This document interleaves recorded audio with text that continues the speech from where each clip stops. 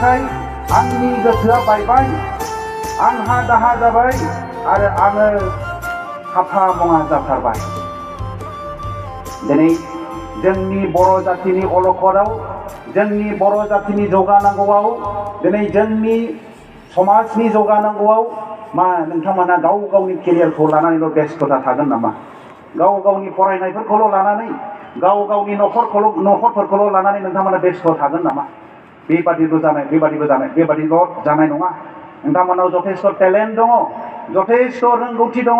बे टेलेन्टफोरखौ जोंनि हारिनि थामोनथाखौ लाखिनायाव, जोंनि हारिनि कालचार, जोंनि हारिनि हारिमुफोरखौ जौगानायाव आरो बेखौ फोथांनानै लाखिनायाव जथेस्थ' नोंथांमोनाबो दायित्व दङ।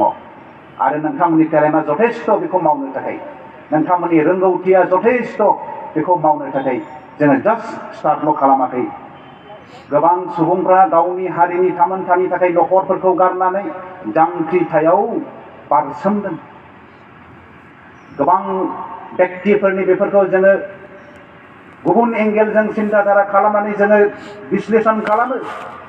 नाथाय पजिटिभ एंगेलफोरजों नाहरोब्ला हारिनि थाखाय गावखौ बाउसोमनाय, गावनि हादरनि थाखाय बाउसोमनाय नैबे बाइबेलाव गोबां दङ।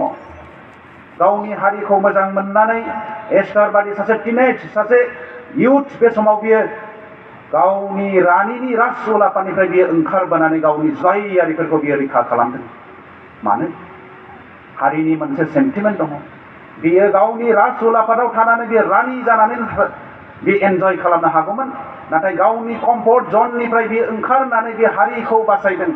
हारि माने गावनि जातिफोरनाव थांनानै बियो उदै बासि होनानै प्रार्थना खालामै खालामै बियो इसोरनिफ्राय हेफाजाब बिनानै बियो जुदायारिफोरखौ बासायदों। दिनै जोंहाबो बेबादि मोनसे क्षमता दङ, जोंहाबो बेबादि मोनसे मावनो हानायनि टेलेन्टफोर दङ। बे टेलेन्टफोरखौ दिनै जोंनि हारिनि थाखाय, जोंनि समाजनि थाखाय, जोंनि गिर्जानि थाखाय जोङो बाहायदिनि। आरो बेबादिनो मोनसे बाथ्राखौ आं गले गले बुंबाय थायो आरो आं गावनो सानबाय थायो जे आङो जा एसे मिथिबाय, जा एसे रोंबाय, बेजों आङो आंनि गिर्जानि थाखाय आङो मा मावखो? आंहा जा एसे फोथायनाय दङ, जा एसे मिथिनाय दङ, बे मिथिनायफोरजों आङो हारिनि थाखाय मा मावनो थांगासिनो दङ? आंनि गिर्जानि थाखाय, आंनि न'खरनि थाखाय, आंनि ख्रिस्टियान समाजखौ जौगाहोनो थाखाय आङो मा मावगासिनो दङ? नोंथाङा जे सासे बाइबेल गोरों, नोंथाङा जे सासे पार्टिकुलार मोनसे डिपार्टमेन्ट, पार्टिकुलार मोनसे साबजेक्टआव एक्सपार्ट,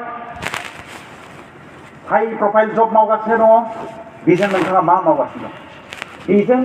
बे जब मावनायजों लोगोसे गभर्नमेन्ट साख्रि मावनायजों लोगोसे नोंथाङा समाजनि थाखाय, गिर्जानि थाखाय नोंथाङा मा मावगासिनो दङ? बिराद गिदिर मोनसे प्रश्न। दा बेनिखायनो ख्रिस्ट'नियाव अनलायग्राफोर, जोङो बे बाथ्राखौ गोथौयै जोङो ध्यान खालामनानै नायनो।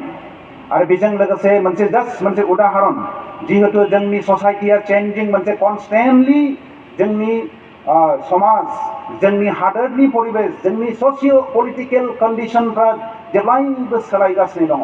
बे सोलायस्लु बुहुमाव दिनै एस ए ख्रिस्टियान इयुथ माबादि गसंथागोन, बिनि उदाहरनखौ जोङो बयबो मिथिखागौब्लाबो बेखौ आङो दानियेलनिफ्राय लाबोनो सानदों।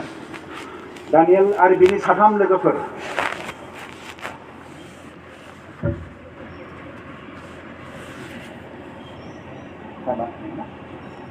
दानियेल आरो बिनि 3 लोगोफोर, हान्नानिया, मिसाएल आरो आजारिया, बिथांमोनखौ जेब्ला बेबिलनाव केप्टिभ खालामनानै लांनाय जादोंमोन, बान्दा खालामनानै लांनाय जादोंमोन, बे समाव बिसोरो टिनेजमोन।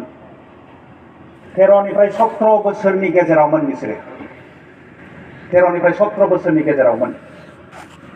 जेब्ला बेखौ बेबिलन होननानै बुंनाय जादों, बाबिल राजा नबुकदनेस्वर राजा ना? नबुकदनेस्वर राजाया बिथांमोनखौ जेब्ला खानानै लांदोंमोन, बिसोरो 13निफ्राय 17 बोसोर बैसोनिल'मोन आरो। नाथाय दानियेलहा ओरैबादि मोनसे गावनि हारिनि थाखाय मोनसे सेन्टिमेन्ट दंमोन। गावनि जुदायारिनि जे नियम नितिफोराव गावनि जे आइडेन्टिटिफोरखौ ओरैबादि स्ट्रं मोनसे इन्टिग्रिटि बेहा दङमोन आरो। बे 4 मानसिफोरखौ